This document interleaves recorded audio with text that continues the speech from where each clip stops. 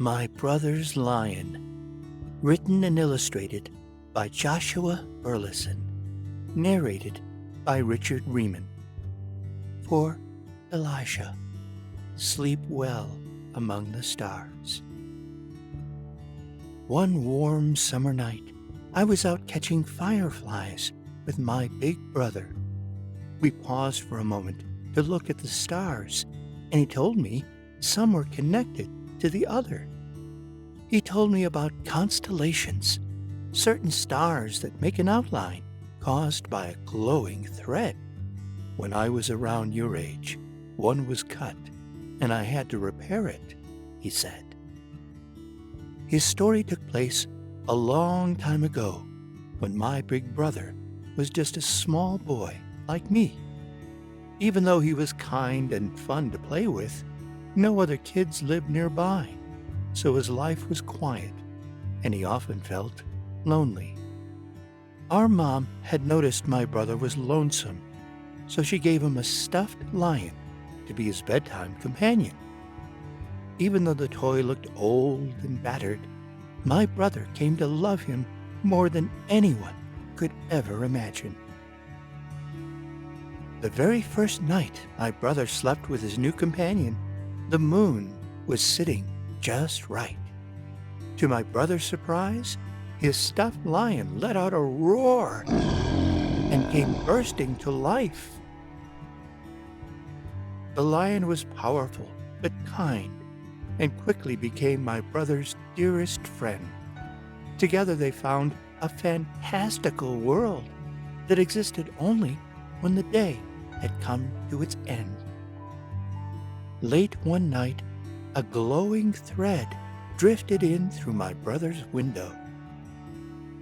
"It must have been cut loose from a constellation," my brother whispered to his lion.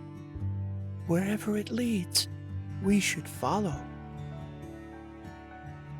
Working quietly, they built a ship from the bed, curtain, and blankets around my brother's room. They had to work quickly because our mom and dad would be awake pretty soon. Out the window, my brother and his lion sailed in the direction the glowing strand led, all the while being careful not to snap or tangle the thread. They sailed past planets, some asteroids, and even a comet in motion. Far ahead in the distance, they could see the spot where the thread had been broken. Arriving at the star that had been cut loose from its constellation, they'd need to find the thread's anchor, but that would require some exploration. First, the search began in a chocolate swamp with clumps of cream and marshmallows. They soon happened upon a cookie crock, picking on a banana man, lost in the chocolate shallows. After rescuing the banana man from the cookie crock, he picked up a long golden straw. He'd been searching the swamp for just the right one to play some banana split hoopla.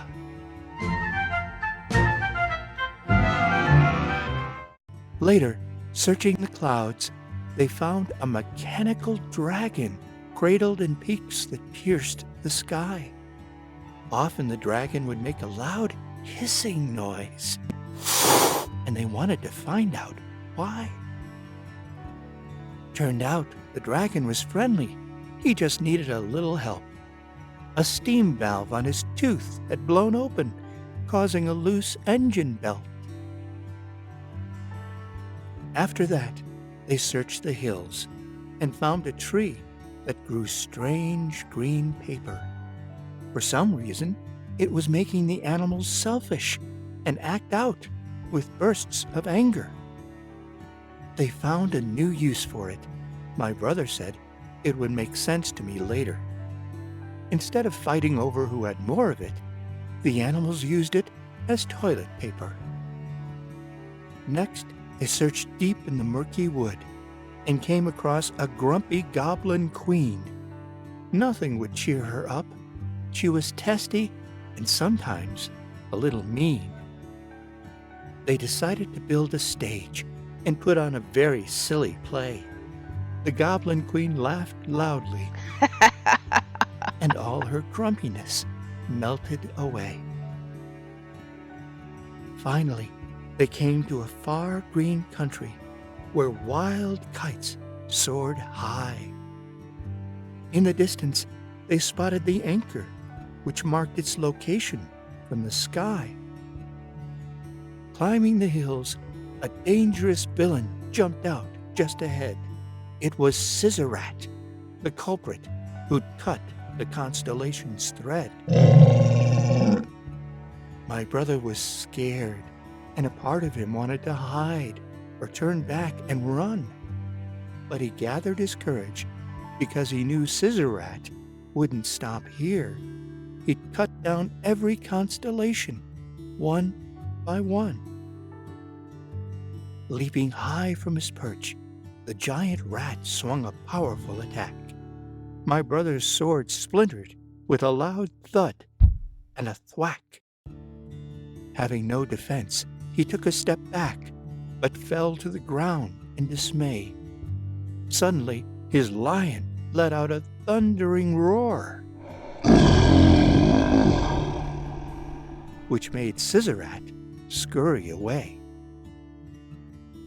The anchor was now clear, and with the kite's help, they tied the line tight. After a long journey, the constellation was once again fixed, and all was set right. They started for home when my brother's lion paused with some hesitation. He felt he must stay behind to guard against Scissorat and keep watch over the constellation. My big brother started to cry because he was afraid to be alone again. With all their adventures, he now knew what it meant to have a true best friend. My brother sank deep into his lion's mane and gave him one last squeeze, so very tight.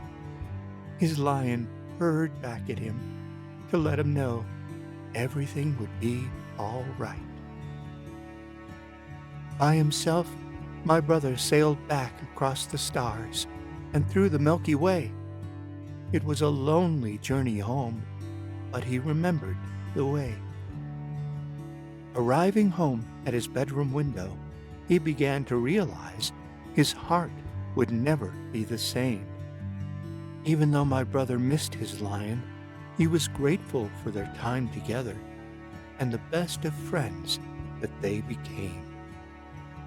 Many years have passed, and I'm now as old as my brother was then. He had finished telling me his story, but I was still left with some questions. Do you ever miss your lion? Is he just too far away? Sometimes, are you lonely? Can you go back to find your lion someday? My brother looked down at me and then back up at the sky. With a gentle whisper, he let out his reply. No matter where I am, even in places not yet known, my lion watches over me from the stars.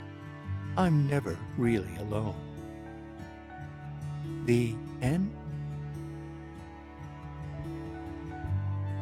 This has been My Brother's Lion, written and illustrated by Joshua Burleson, narrated by Richard Riemann, produced by Imagination Video Books. My Brother's Lion is available in book format on Amazon.com.